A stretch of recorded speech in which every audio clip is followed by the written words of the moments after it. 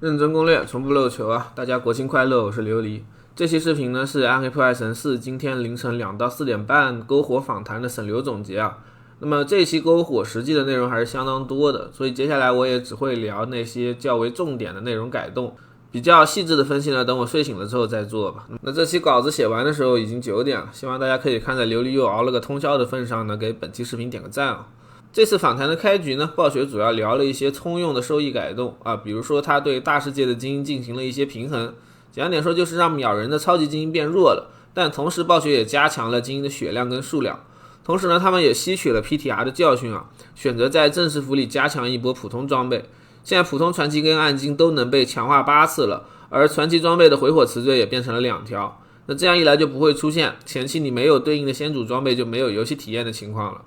在这一基础上，暴雪还把先祖暗金的掉率翻了3倍，算是把 PTR 中我们喷的最多的问题给处理了。配合一些其他的额外掉落，我们下个赛季开荒到中期呢，应该是可以选择去追求先祖暗金的词缀跟变量。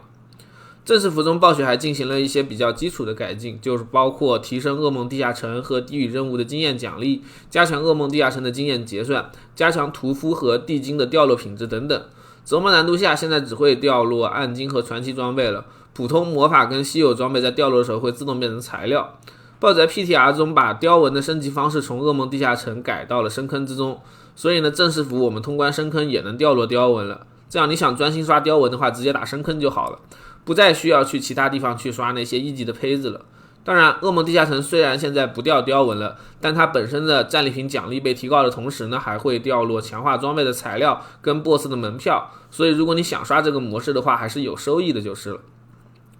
装备掉落改良的同时啊，稀有暗金的制作也进行了调整。在之前赛季里，我们想要定向制作稀有暗金就必须花费4个火花，在第6赛季啊，这个功能被移动到了铁匠处，改成了用2个火花换一个随机的稀有暗金，或者呢是2个火花加特定符文来换一个指定的稀有暗金。这样一来，你只需要完成赛季的声望榜，再打一次莉莉丝或者高难度的 BOSS， 就一定可以制作一件稀有暗金来自用了。不过以前的4个火花换固定暗金是被移除了，你想要做特定的稀有暗金就必须用符文啊。不过想要在新赛季玩得舒服的话，一个稳定的网络环境就很重要了。这里的琉璃推荐你使用迅游加速器，它呢不仅可以一键下载免费加速战网，还能同时保证你的暗黑4网络顺畅。如果你之前没有用过这个加速器的话，可以在客户端的主页输入口令暗号漏球琉璃，白嫖到3天的加速时长。因为上线 XGP 在入坑游戏的新朋友呢，在赛季开始之前早期160个莉莉丝祭坛是很头疼的。迅游加速器还内置了莉莉丝的寻路功能，不仅可以帮你在游戏中查看莉莉丝祭坛的分布啊，还贴心自带了寻路导航。你可以照着它的路线一步到位，点亮所有的莉莉丝祭坛，让之后的开荒更加顺畅。言归正传啊，接下来是关于游戏难度的改进。正式服中，暴雪调整了游戏的难度，在折磨和一般难度中间呢，新增了一个忏悔难度，它呢是折磨难度跟普通难度之间的过渡。在正式服的游戏难度会比 PTR 要高一些。按照暴雪给的表格来看啊，折磨4的难度现在相当于 PTR 中深坑80层的强度，而正式服的深坑80层会相当于 PTR 中的100层。需要注意的是，正式服的深坑上限加了50层啊，现在它的难度上限跟暗黑3一样，都是150层了。就是不知道传奇雕纹会不会也改成150层封顶。不过暴雪也有计划对太强的传奇雕纹进行削弱就是了。与之相对的是，巅峰盘节点的全面加强，除了直接提升大量 A 伤节点的数值外，还包括了将抗性节点改为抗性上限，减伤类节点的数值提升等等。在第5赛季中登场的炼狱罗盘作为永久模式也依旧存在于第6赛季中，不过暴雪也对它进行了一部分调整。现在罗盘的钥匙我们只有在折磨难度下才能掉落了，而我们也没有办法再通过符印粉末来制作这些钥匙了。与之相对的是啊，罗盘的钥匙现在它只有波数的区别，而难度呢也只跟当前的游戏难度有关啊。你可以理解成下赛季折磨3就是罗盘7，折磨4难度就是当前的罗盘8。新版本下罗盘的最终 BOSS 现在除了以太之外，还会直接掉落对应的装备，估计大概率掉落罗盘专属的暗金装备。而在通关罗盘之后的宝箱，暴雪也对他们进行了调整啊。暴雪现在是移除了普通的装备宝箱的，现在的罗盘啊，在通关之后只有200以太的强力装备宝箱，还有会发挥你所有以太的材料和金币3种宝箱了。200宝箱一定会给你提供先祖装备，而估计掉落的数量也会直接跟难度挂钩。而金币跟材料宝箱会一次性消耗你的所有以太，并且给你对应消耗量的奖励。需要注意的是，在官方蓝帖中提到了材料宝箱中也能开出重置回火的卷轴，这个卷轴也会在赛季旅程的宝箱以及我们后面提到的团本玩法中掉落，它是可以重置装备的回火次数的，但每件装备只能使用一次。职业改动方面，暴雪在直播中聊的不多，只提供了一些看起来变化不大的截图野蛮人这边就是加强了一些老弱病残玩法，然后稍微 buff 了一下地狱锤跟赤龙戒指。不过看到蓝帖中有提到要修正无限荆棘的 bug， 希望不要把针刺暴突的联动一起去看了。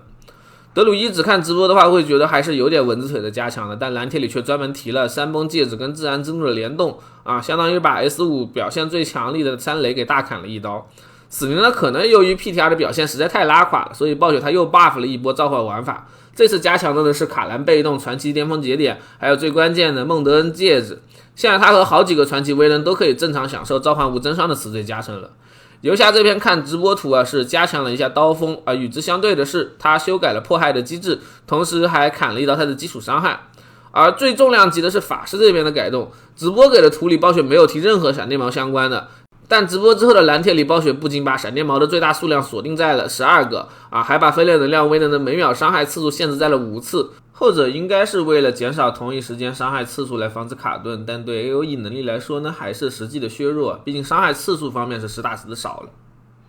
符文方面，设计师虽然说了很多内容但总结一下就是加强了一下 PTR 中使用率低的符文，然后呢把提供战吼和提供石化的符文大砍了一刀。现在战吼符文无法提供 25% 真伤的狂暴了，石化符文更是因为暴雪改动德鲁伊技能，导致他没法提供爆伤了，只能提供控制跟回能。虽然对德鲁伊来说这是个小加强，但对于其他职业来说，这两个符文基本上可以放弃了。我觉得改动之后，新版本的符文系统很可能会变成鸡肋，好在符文还是可以用来做稀有暗金的，横竖不亏就是了。接下来是第6赛季憎恨崛起的主题玩法介绍，这一玩法有点类似暗黑3中的敌意幻象。在赛季模式下，每15分钟就会在庇护之地刷新出一只背负传送门的异界行者，他会在生成之后在区域内移动寻找目标地点，而在到达地点之后，我们可以通过摧毁他召唤的3个憎恨尖塔来击败他。击败他之后，我们就可以进入他背后的传送门了。传送门内是一个类似地下城的秘境，我们通关这个秘境击败守卫就能得到奖励了。在通关秘境的过程中，我们还能销获少量材料，在异界门扉处定向特殊的蛋白石。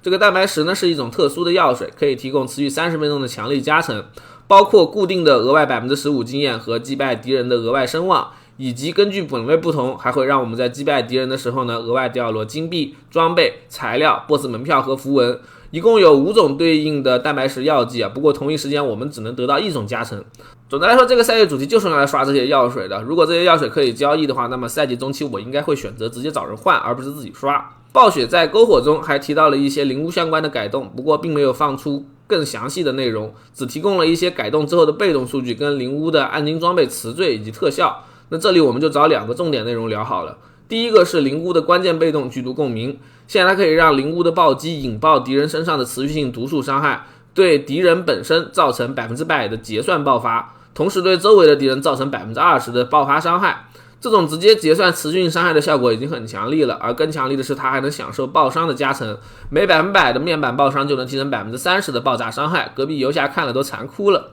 如果这个被动正常运作的话，那么前期的毒素灵巫就一定不会弱，只要堆双爆打毒打爆发就好了。而第2个内容就是中期的暗金组合，灵巫可以通过一个暗金武器来把自己的核心技能转为基础技能，虽然造成的伤害会变低，但是可以额外吃基础技能标签，就意味着他们能吃到应变、跃升这种强力的传奇威能。这个武器还允许灵巫在能量全满的时候一次性消耗全部能量，让自己的核心技能造成大量的伤害。而灵巫的有一枚戒指，效果是造成暴击的时候回复过去2秒内消耗所有能量的 50%。 那么只要这个戒指它本身没有内置冷却，稍微堆积一下能量上限了，灵巫就可以通过这个组合在战斗中实现无限能量的爆发输出了。而如果你选择暴系的核心技能靶击作为主力技能，甚至还可以靠它来快速刷 CD。 灵巫的其他暗金也都有不错的特效，这里只是拿2个组合起来可能 out of control 的举例，剩下暗金效果呢，等我晚点睡醒再发吧。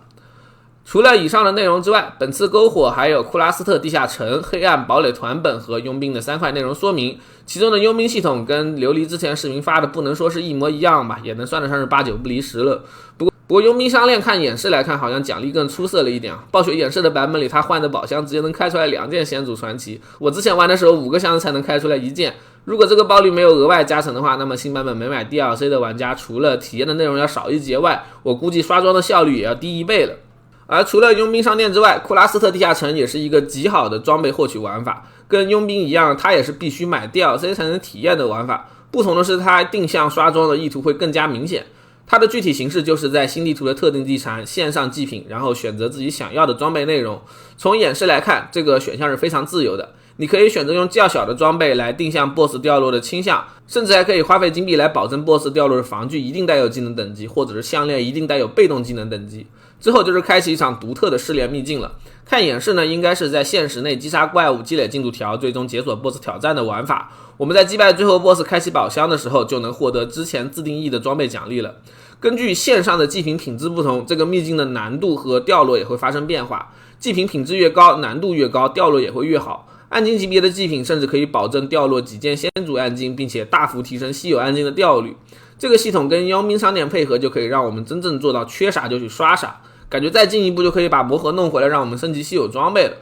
最后呢是团本黑暗堡垒，这个模式的设计师提供给暗黑破坏神4中 15% 的乐于组队的玩家的娱乐模式。虽然设计师花了很多时间来聊这个模式，但我从演示来看，它就是强制组队，然后去刷一些需要我们疯狂走机制的 BOSS， 而完成它之后给出的奖励呢，除了一些用途不是特别大的药水之外，也就回火箭轴看上去比较珍贵了。目前看起来，这个玩法的奖励大头在于那些特定的幻化。也就是说呢，这个版本实际上跟游戏里的 PVP 区域是差不多的，属于是那种对幻化有追求，或者是喜欢组队挑战的玩家的特供玩法。纯独狼不碰它的话，应该不会有啥损失。目前我没法评价这个模式的好不好玩啊，具体的话要等新赛季打过之后再发表意见。